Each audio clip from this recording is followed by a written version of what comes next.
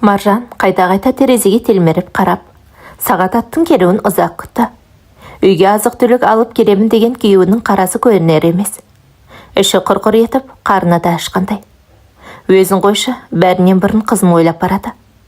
Тойып тамақ ішпегелі қай заман, үйдің іші де салқындау. Таудан теріп әкелген ағаштың бұтақтарымен жылытып отыр. Қызы Мариямның жалғыз ғана ойыншығы бар еді. Кешке дейін сонымен ойнайтын. Анашым, маған кішкентай қуыршақ әпересіз бе? Деді бала көңілімен. Әрине құлыным. Әкең демалған кезде базарға барамыз. Саған әлемдегі ең әдемі қуыршақты сатып алып береміз, деді. Маржан дірілдеген даусымен. Мариям ары қарай ойнап кетті. Маржан ол күннің қай кезде боларын да білмейді. Жоқшылықтың тауқыметін тартып келе жатқан отбасының ішерге асы, үйді жылытар оты да жоқ еді. Кедейліктің күнін кешкен Маржан арасында жылап алады.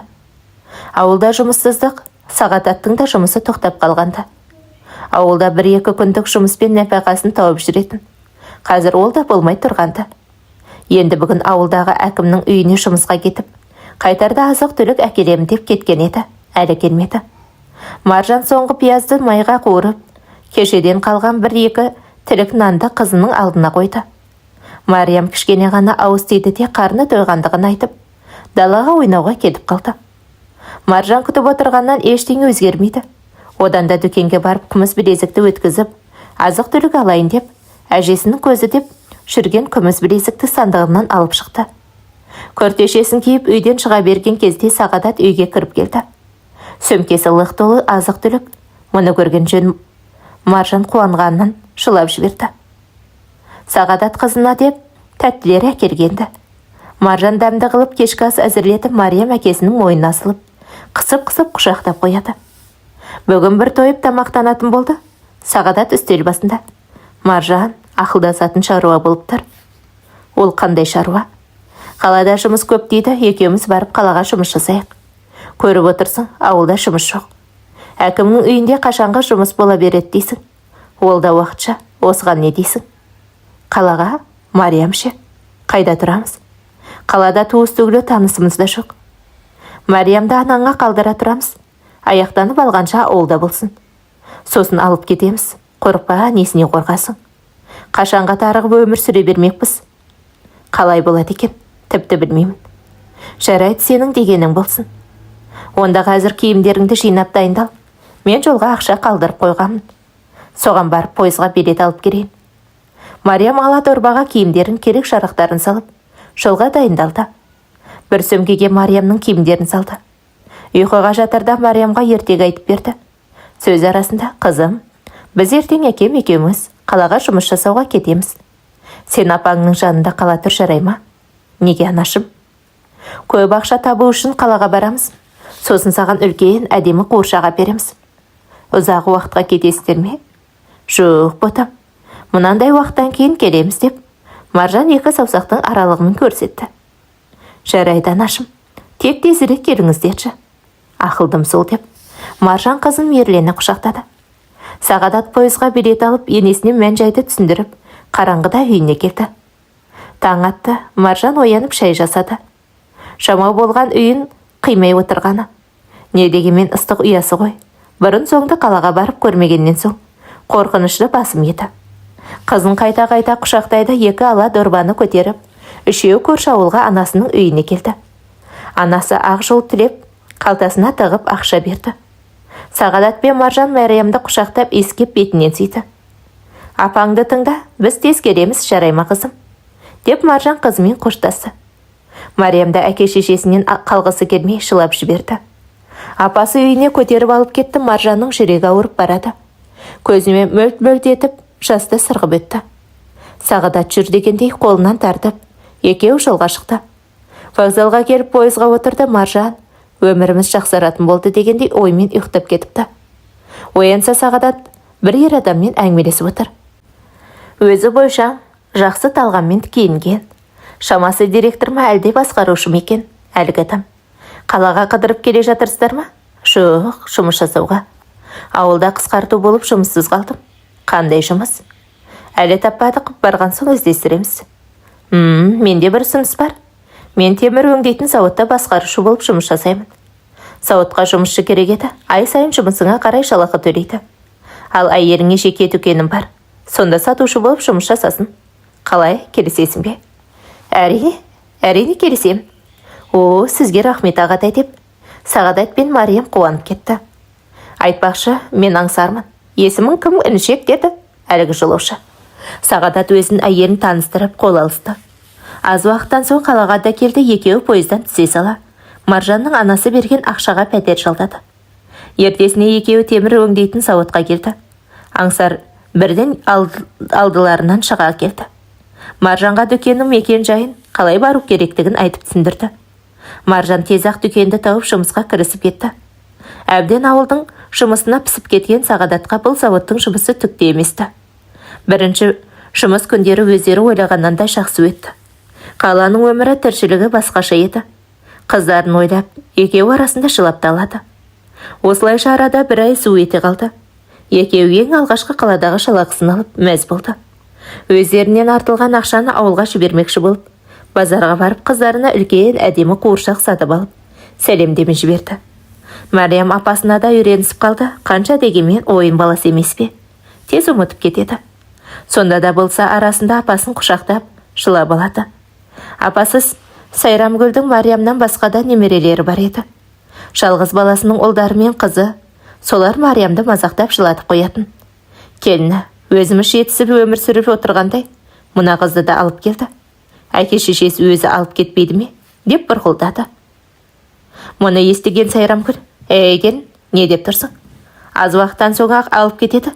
Мен тұрғанда бұл үйде кімнің тұратындығы сені алаңдатпауы тиіс, деп келіннің бетін қайтарып тастады. Мариям әке шешесі жіберген сәлемдемені алды. Қуыршақты көргенде қатты қуанып, құшақтап ұйықтады. Сол күннен бері қуыршақты үнемі өзімен бірге алып жүретін. Әке шешесін қатты сағынды. Апасынан бір елі ажырамайтын болды. Қалада Сағадат пен Маржан баяғыша жұмысқа барып келіп жүрді. Бір күні кешке екеуі тамақтанып, Сағадат ертерек жатып қалды. Сол күні Маржан жұмыстан қатты шаршаған еді. Суды жылытайын деп шайнекті газ плитасына қойып, кішкене қисая тұрайын деп ұйықтап кетті. Шайнек қайнап, суы тасып, газды өшіріп тастады.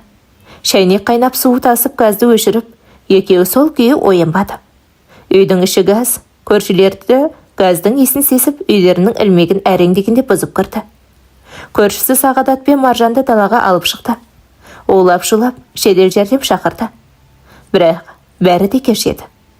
Екеуі бақилық дүниеге аттанып кеткенді. Бұл суық хабар ауылға да жетті. Сайрамгүл сенбей, жылап, қызының өлімі жанына қатты батты. Мариям ештеңе білместен ойнап жүре берді. Бірақ адамдар үйге келіп жатты. Арасында әке шешесінің есімдері аталып қояды. Бұларда сағынғаннан жылап тұр деген ойда болды. Сағадат пен Маржанның жаназасы шығарылып, жер қойнына тапсырылды. Анасы байғұс жылағаннан басқа қолынан келер қайран жоқ екендігін түсінді. Мариямды өзінің қарамағына алып, немересінің бар мұқтаждығын көтеріп, әке шешесінің жоқтығын білдіртпейін деп, өз-өзін қолға алды. Мариям балалармен ойнап жүргенде ағасының қызы, қуыршақты маған бер деп, екеуі қуыршаққа таласып қалды. Мариям, сені анашыма айтып беремін, бұл менің қуыршағым деді. Ағасының қызы болса, сенің әкең мен анаң жоқ, мамам айтты. Олар өліп қалған, енді ешқашан келмейді деді. Мариям апасына жүгіріп барып, апа, әкем мен анам келеді ғой, айтшы. Ана Сағира деген, олар өліп қалған деп жатыр, өтірік қой, деп еңкілдеп тұрып жылады. Сайрамгүл біраз сөйлей алмай абдырап қалды. Қайдағын айтпасын, құлыным сол. Әкең мен анаң қалада жұмыс жасап жатыр. Әрине келеді жаным деп, құшақтап, өзінің де көзінен жас парлай жөнелді. Келін мен баласын шақырып алып, ендігі әрі балаға мынандай сөз айтпаңдар деп ұрысты. Сайрамгүл базарға қонаққа кеткенде, келіні Мариямды жер жебіріне жетіп, кемсітіп отыратын. Ақырында Мариям жылап қалатын. Әке шешесін қатты сағынды. Мариямның мектепте баратын кезі де келіп, жасы 6-ға толды. Апасына, әкем мен анашым неге келмейді? Менің туған күніме бірде-бір рет келген емес. Апа, келмесе біз барсақ болады ма деп, көңілсіз даусымен. Сайрамгүл, әрине келеді бота, кішкене күте тұршы құлын деп, жанары жасқа толып, немересін құшақтады. Әке шешесі сағына күткен Мариямға ата-анасының ендігі келмейтіндігін, бақилық болғандығын қалай жеткізерін білмеді. Ұйықтар алдында әдеттегідей Мариям екеуі сөйлесіп жатты. Сайрамгүл, қызым, саған бір қызық айтайын ба деді. Мариям басын изеді. Онда тыңдай ғой қалқам. Әкең мен ана қазір жұлдыздар сияқты аспаннан саған қарап тұр. Сен үлкен қыз болған кезде келеді. Үнемі сені көріп отырады. Сондықтан аспанға қарап оларды сағынғандығын айта ғой деді. Апа, неге аспанда? Қалада емес пе? Қалада болған, енді қазір аспанда. Мариям түсінгендей болды, көзін жұмып, апасын құшақтап ұйықтады. Сайрамгүл мойнынан бір жүк түскендей жеңілдеді. Мариям мектеп табалдырығын аттады. Бірінші күннен ақ оқу үлгерімі өте жақсы болды. Апасы жан-жақта болсын деп үйірмелердің барлығына қатыстырды. Сурет пен би үйірмесіне қуана баратын еді.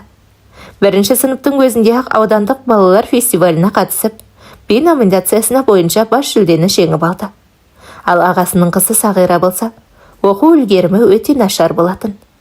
Келіні үнемі екеуін салыстырып отыратынды. Мариям үнемі әкесін, анасын және өзінің суретін салатын. Жүректегі сағынышы ғой енді қайтсын. Бары да, нары да апасы. Қатты бауыры басып қалды. Уақыт деген сымырайды ғой шіркін. Арада 5 жыл уақыт өтті. Мариям қағылес, белсенді, инабатты қыз болып өсіп келеді. Биыл 6-шы сыныпта аяқтайды. Қазір әкесі мен анасының бұл өмірде жоқ екендігін, қайтыс болғандығын іштей сезеді. Сайрамгүл қартайып барады. Денсаулығы да мәз еместі.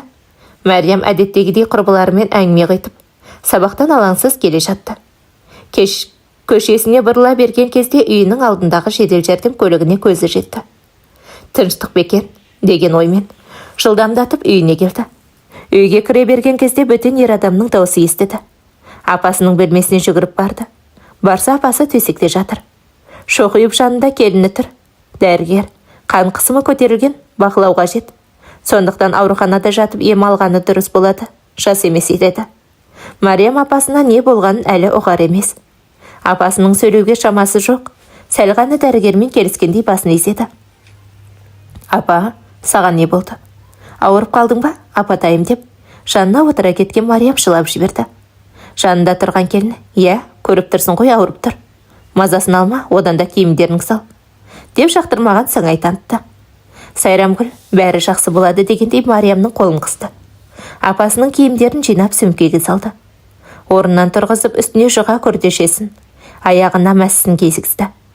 Дәрігер көмекшісімен бірге Сайрамгүлді зембілге салып, көлікке қарай алып кетті. Келіні мен баласы Мариям үшеуі ауруханаға Сайрамгүлді киімдерін, керек жарағын апарып, дәрігермен сөйлесуге ауруханаға келді. Күту залына Мариямды тастап кетті. Келін мен баласы дәрігермен сөйлесейін деп, 2-ші қабатқа көтерілді. Емдеуші дәрігер қан қысымы көтеріліп тұр. Жағдайын бақылауда ұстаймыз. Бұдан әрі көтерілсе, миына қан кетіп қалу қаупі бар.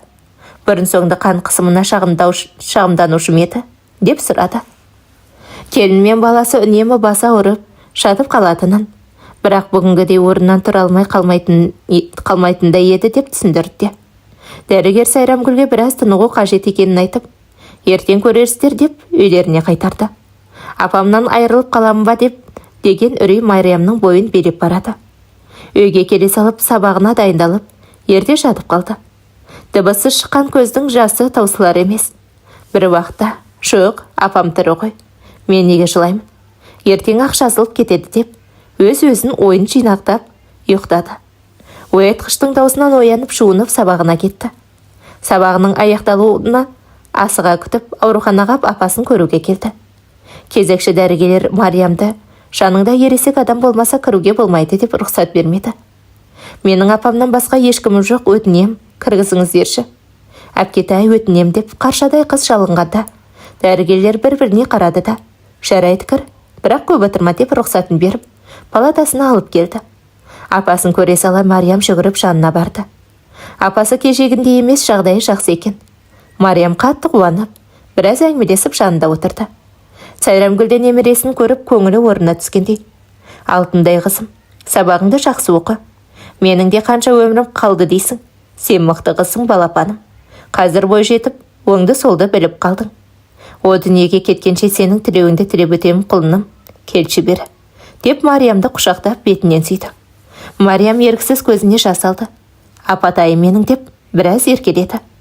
Сол кезде кезекші дәрігерлер келіп, біз ауысымды тапсырамыз, қызым, шыға ғой, уақыт болды. Апаңа көбірек демалу керек деді. Апасымен қимай қоштасқан Мариям үйіне қайтты. Үйдің есігін ашып кіре бергені сол еді. Шеңгесі алдынан шығып, қайда жүрсің? Сағира сабақтан келгелі қашан? Деп сіркілдеді. Мариям апасын көруге ауруханаға барғандығын айтты. Не, апаң өліп қалады дейсің бе? Біз ақ баратын едік қой, ендігәрі бір жаққа баратын болсаң, менен сұранатын боласың, түсіндің бе деп, шеңгесі күшейе түсті. Шанары жасқа толған Мариям бөлмесіне кіріп, жылы жамылғаны оранап, төсегіне жата кетті. Мұны көрген Сағира іштей қуанып тұр.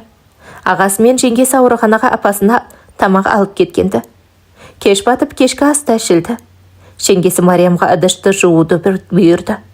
Мариям үнсіз ғана келісіп, ыдысты жуып, сабағын оқуға кірісті. Сабағын оқып отырып үстелде ұйықтап кетті. Жаурағанынан оянып төсегіне жатты. Таң ата үй телефоны шыр етті.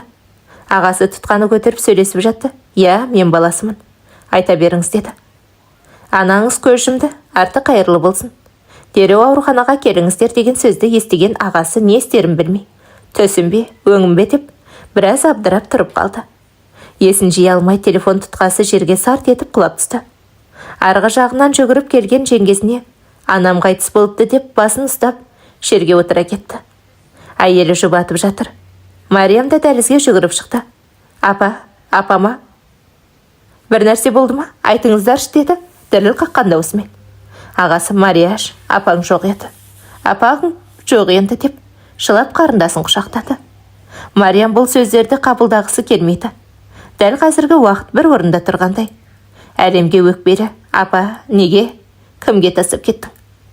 Мені кімге тастап кеттің? Неге? Деген сұрақтар өзегін өртеп барады. Көзінен жаста тоқтамады, бөлмесіне кіріп, екі тізесін құшақтағандай күйі теңселіп жылап отыра берді. Ал ағасы мен жеңгесі ауруханаға кетті. Жан-жақтағы ағайын туыстарға хабар берілді. Сағира екеуіне үйді реттей беріңдер деп жеңгесі айтып кеткен.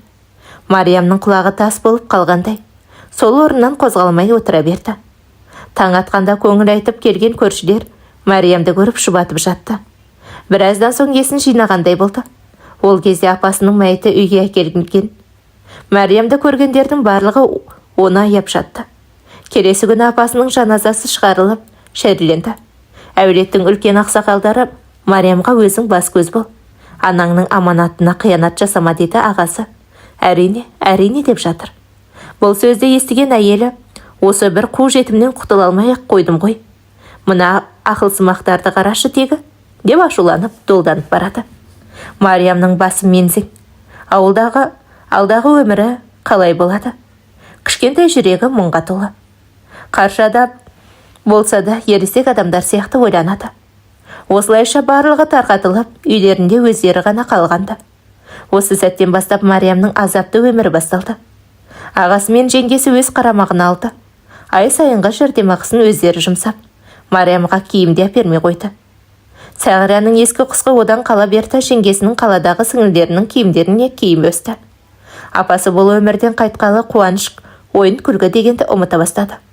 Сабақтан келе жатқанда бүгін тағы да не айтар екен?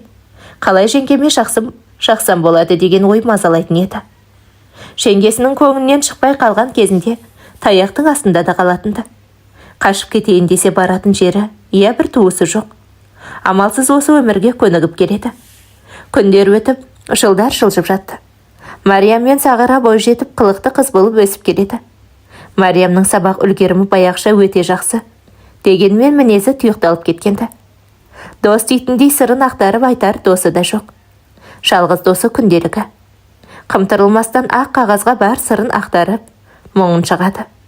Сағира қылмыңдап ауылдағы туған күннің бірін қалдырмай барады. Мариямды ара-арасында ғана жібереді.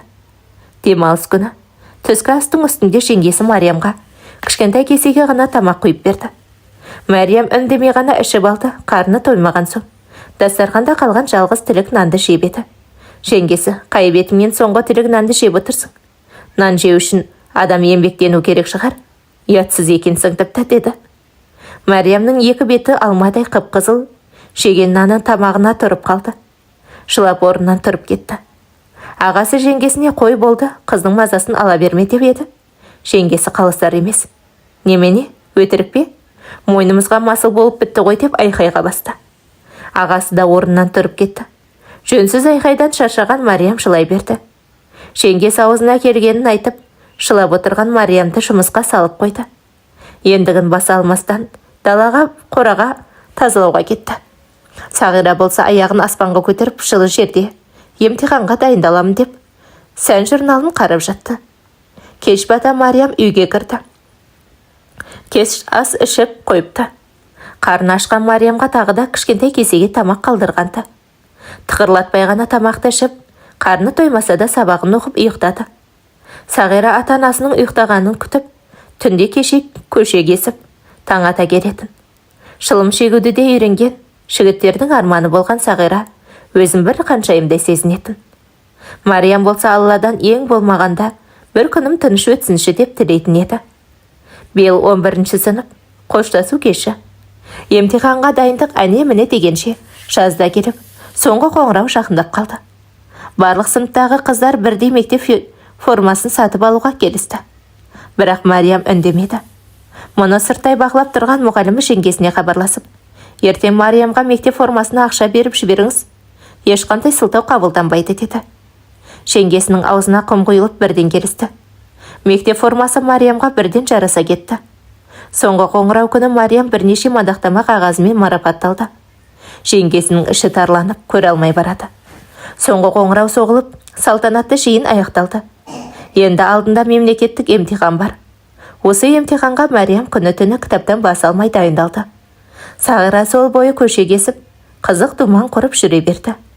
Емтихан сынақтарынан Мариям өзінің білімінің арқасында 5 деген баға алып шықты. Сағира 3 деген бағаның өзін әрең алды. Бірақ анасы мұғалімдерге аға жәке деп жүріп, 4-ке түзетіп алғанды. Аттестат қолға тиетін қоштасу кешіне де аз уақыт қалды. Мариям, аттестат алсам қалаға кетем. Мына өмірім ақталады деп өз-өзін мәз болып қояды. Асыға күткен қоштасу кеші де келді. Мариям апасынан қалған көйлекті тігін машинасымен артық кемін алып, өзіне әдемі қылып тігіп алды. Мұны көрген жеңгесі Мариямды мазақ қылып, намысына тиетін сөздер айтты.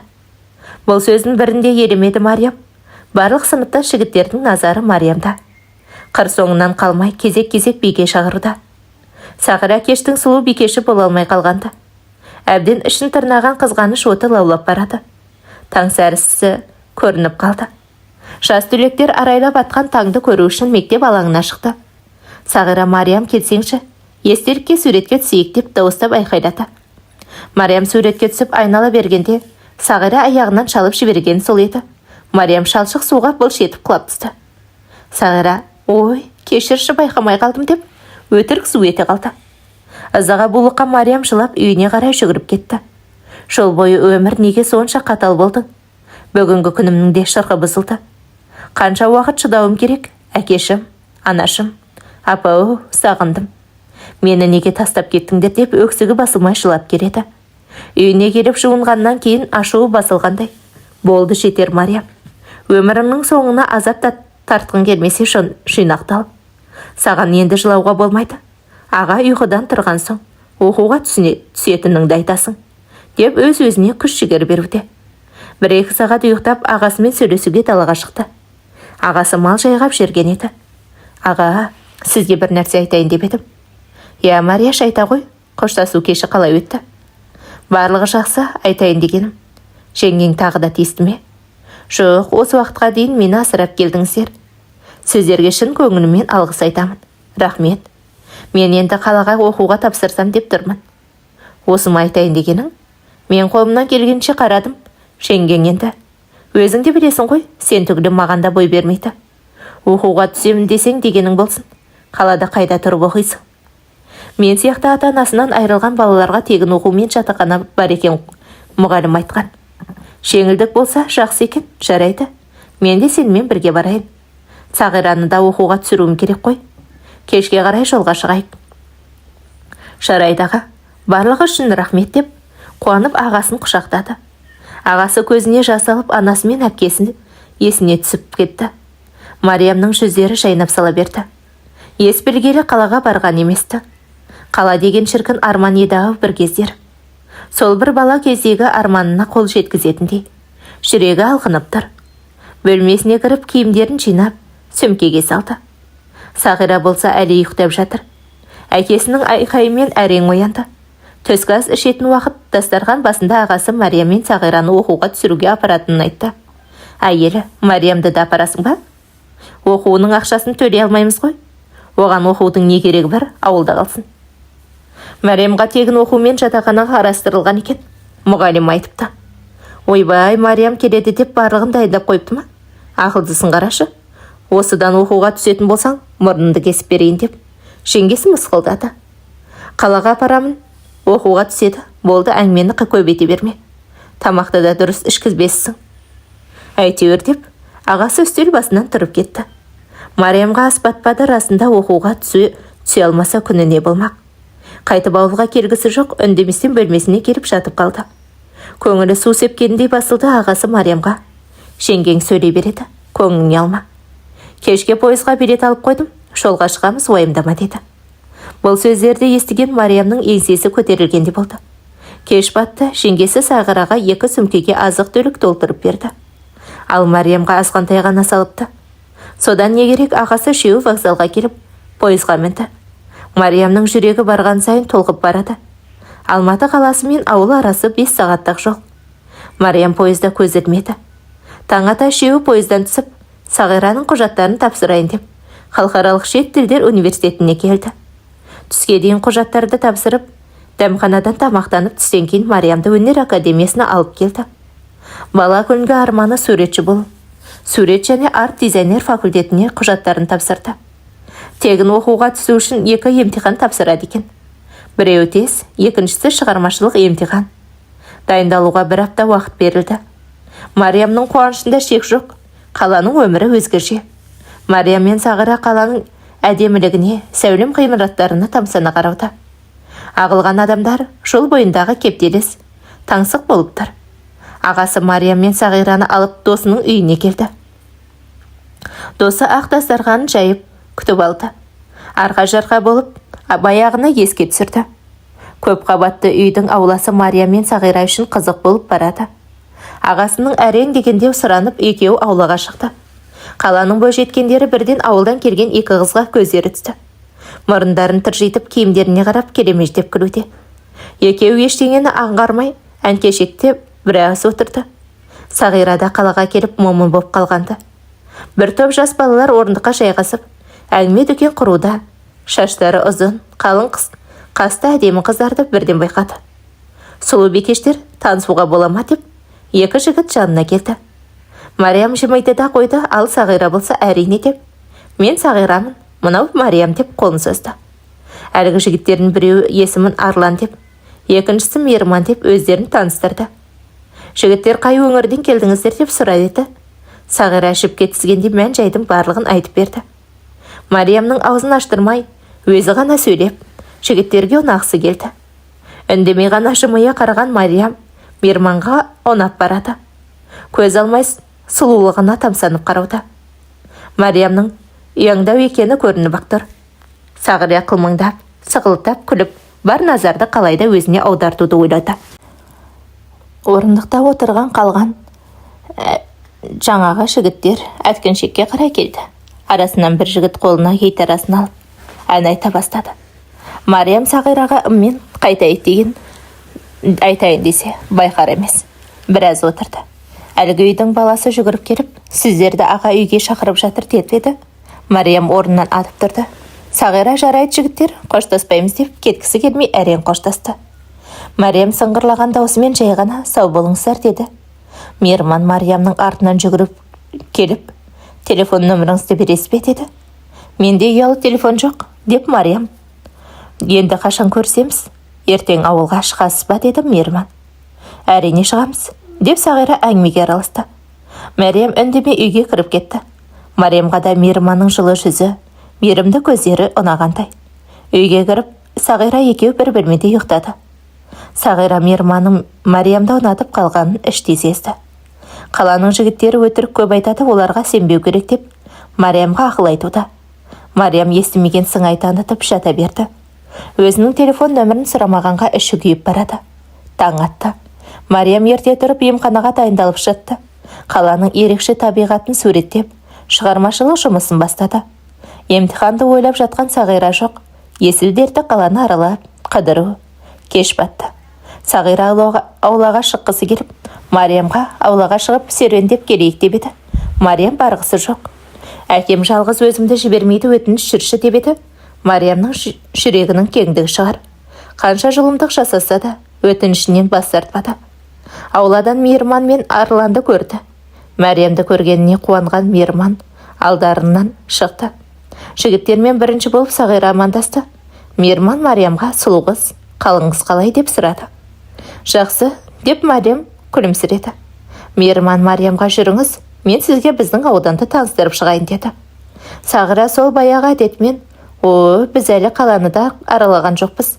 Ең болмаса осы төңіректі көрейік деді. Мариям үндемеді. Мейірман Мариямның өзімен оңаша сөйлескісі келіп еді. Сағира жағаласып ілесіп алды. Жігіттер қыздарға балмұздық әперіп, өздері тұратын ауданмен таныстырып келе жатыр. Мариям күлімсіреп, оқта-текте ғана сөйлейді. Мейірман үшін Мариям жұмбақ қыз болып барады. Сағира ешкімге сөз берместен әңгіме айтып келеді. Біраз жүріп, есіктің алдына да келді. Бұл жолы Мариям біз үйімізге қайтайық деді. Сағираның әлі ерте, уақыт бар деген сөзіне Мариям емтиханға дайындалу керектігін айтты. Екеуі жігіттермен қоштасып үйге кірді. Мейірман тағы да қимай-қимай қоштасты. Қыздар үйлеріне кіріп ұйқыға жатты. Келесі күн ағасы Мариям мен Сағира алып қаланы аралады. Қаланың ең әдемі жерлерін көріп екеуі мәз. Кешке дейін аралады. Үйге келгеннен соң аулаға шықты. Әдеттегідей төртеуі кездесті. Бұл жолы Мейірман Сағираның алдын орап, Мариямды бөлек алып кетті. Мейірман Мариямды сұрақтың астына қалдырды. Мариям өзі жайлы барлығын айтып берді. Сөз соңында Мейірман, осының барлығына шыдаған мықты қыз екенсің, деді. Мариям жай ғана күлімсіреді. Осылайша Мариям мен Мейірманның кездесуі жиіледі.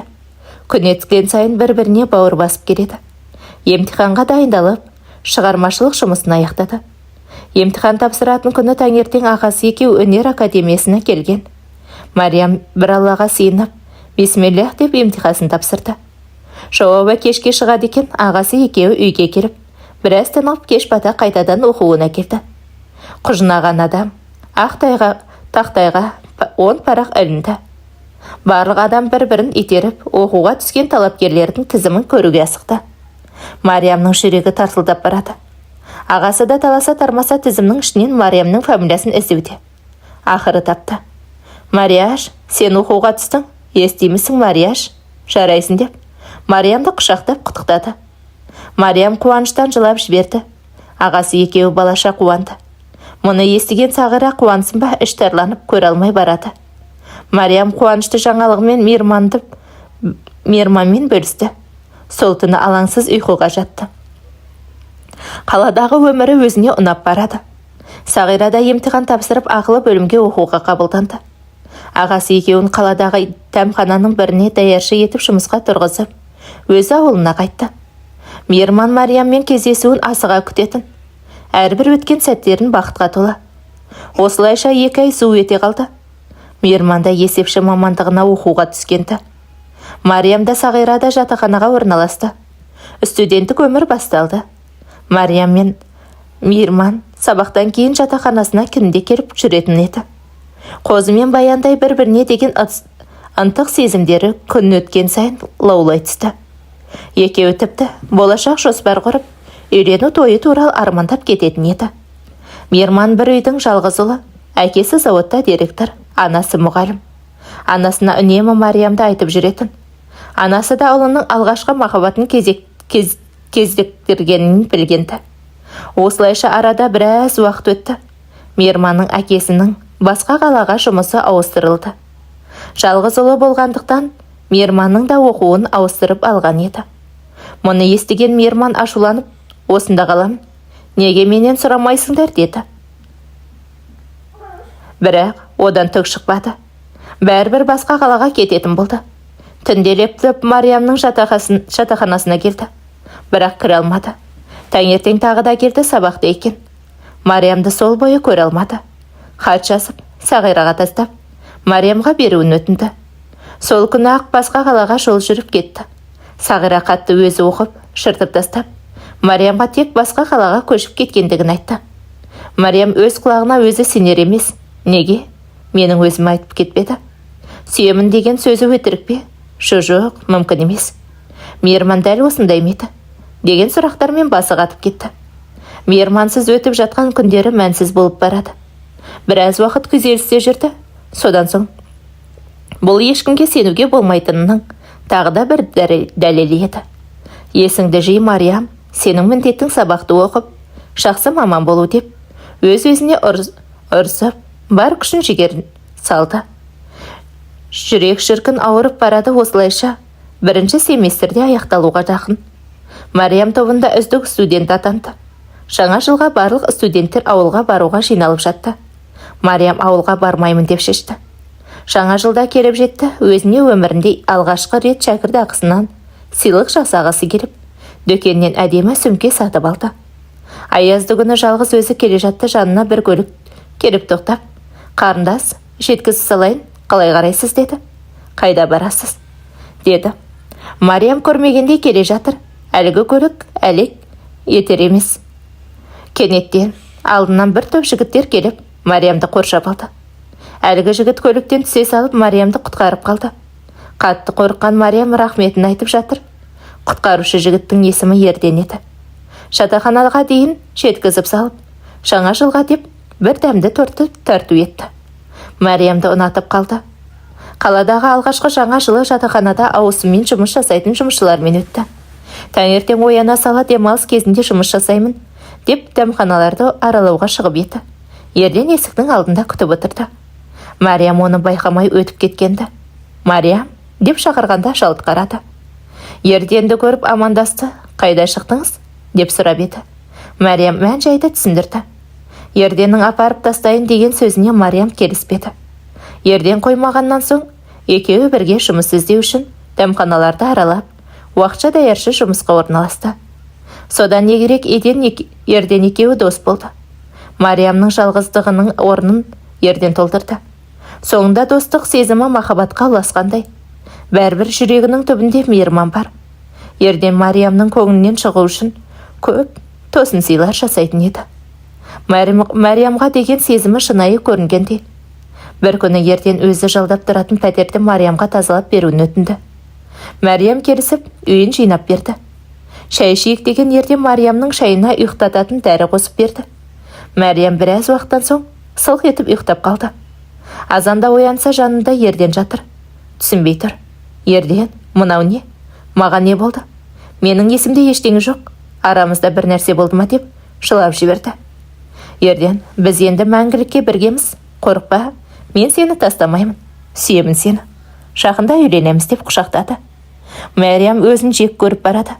Дереу киініп, жатақханаға апаруын өтінді. Жылай берді. Жылағанымен пайда жоқ. Болған іс болды, бояу сіңді. Ерденді біраз уақыт көргісі келмеді. Неге адастым? Қашан жарқыраған күн шығар екен? Деген сансыз сұрақтар санасында сабылып жүр. Сосын өміріне бірге өткізетіндігін көнігіп, мені енді ешкімді алмас, деп Ерденнің үйіне көп баратын болды. Осындай жүрістен соң аяғы ауырлады. Мұны естіген Ерден ізім қайым жоқ болды. Мариямның сеніміне әбден кіріп, аяғында бас одан тартты. Өмірі қайта басталғандай басы қатты. Не істерін білмей дал болды. Ақыры баланы алдыртуды шешті. Жылап тұрып, түсік жасатты. Мына өмірге сыймай барады, іші алай-дүлей. Сабаққа да зауқы жоқ. Осылайша сабағы нашарлап кетіп, шәкіртақыдан айырылып, жатақханадан шығарылды. Жаз мезгілі келіп жетті. Мариям пәтер жалдап, күні-түні жұмыс жасады. Демалған уақытында адамдардың портретін салып, азын-аулақ тиын тебен тауып жүрді. Мейірман жазғы демалысқа Алматыға келіп жатақханаға Мариямды іздеп барды. Таба алмады. Барлық таныстарынан сұрады, ешкімді де қайда кеткенін білмейді екен. Мариям, кішкене ақша жинай бастады. Мейірман қанша іздесе де Мариямды таппады. Күңіреген көзде келіп жетті. Мариям үй алайын әрекет жасап жүрді.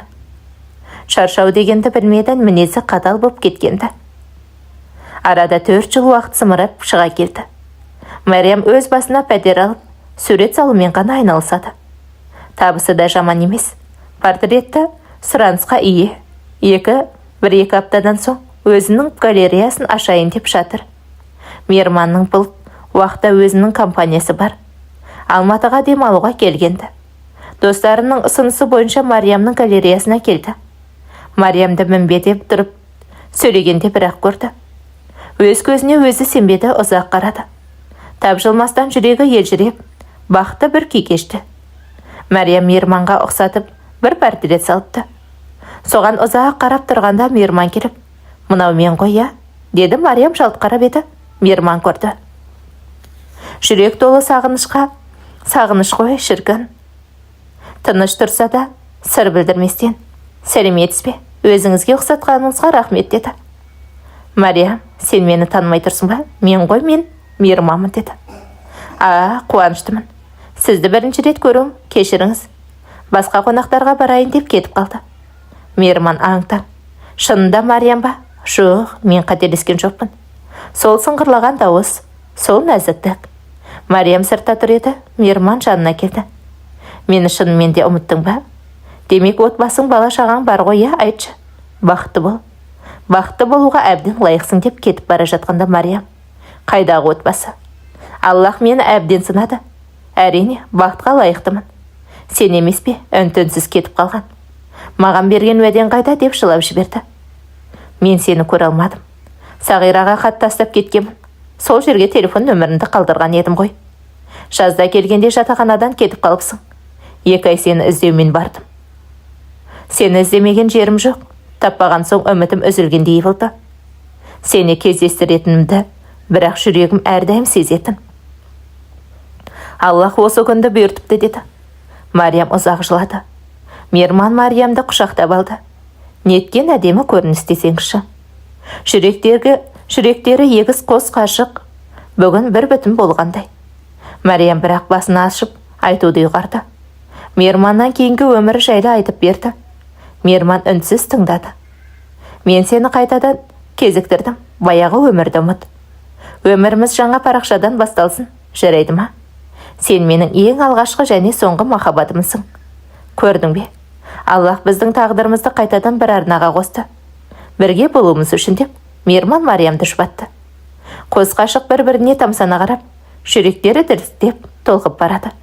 Мейрамханаға келіп тамақтанып, Мейірман дәл сол жерде үйленуге ұсыныс жасап, Мариямның келісімін алды. Мейірманның ата-анасымен танысу үшін кешке екеуі жолға шықты. Әкесі мен анасы Мариямды жылы қарсы алды. Ең бастысы да осы еді. Бір аптадан соң дүркіретіп үйлену тойы жасалды. Тойға ағасы Сағира екі баласымен келді. Анасы сырқаттанып қалғанды. Сағира бас қалпында, әңгімеші, Мариямға қарап қызығып барады. Көптен күткен ұлы той болғандықтан танымал әншілер ән шырқады. Бұл тойды көрген де арманда, көрмеген де арманда. Осылайша тойдан кейін біраз уақыт Мейірман мен Мариям сәби сүйе алмады. Мариям іштей өзін кінәлайды. Бір күні таңертең шырылдап жылаған шақалақтың даусынан Мариям оянып кетті. Көшеден шығып жатты. Есіктің алдында жамылғыға оралған сәби жылап жатыр екен. Біреу тастап кеткен көрінеді. Мариям көтеріп, үйге қарай жүгіріп алып келді. Дереу Мейірманды оятты. Сол кезде ата-енесі оянып, барлығы улап-шулап нәрестені тыныштандыруға тырысты. «Атасы бұл сендерге берілген сәби, Аллахтың берген сыйы болар. Өзіміз асырап алайық» деді Мариям. «Ата-анасы болса ше» деді. «Ата-анасы тастап кетіп отыр ғой» деп еді. Мейірман мен Мариям дереу келісті. Осылайша құжаттарды рәсімдеп асырап алды. Азан шақырып есімін Хамид деп қойды. Бұл отбасы тағы да бір жанмен толықты. Мейірман мен Мариямнан асқан бақытты жандар болмады. Біраз уақыттан соң Мариямның да аяғы ауыр екені белгілі болды. Жетімдіктің зардабын әбден тартқан, одан қала берді өмірдің соқпақ жолымен жүріп өткен. Мариям бүгінде дана, ақылда елге айналған. Мейірман мен ата-анасы оның бағына берілген үлкен сый. Жетім қыздың тағдыры оны қанша қинаса да, өмірдің бал шекерін соңына қалдырыпты. Балдай тәтті өмірде кешіп жатқан Мариямның 4 дүниесі түгел, 4 құбыласы тең. Бүгінде Мариям аяулы ана, адал жар, инабатты келін. Берекесі мен бірлігі жарасқан отбасында өмір сүріп жатыр. Әңгіменің соңына дейін тыңдағандарыңыз үшін алғысымыз шексіз. Әңгімеден қандай әсер алдыңыз? Жаза отырыңыздар. Және жақындарыңызбен бөлісе отырыңыздар.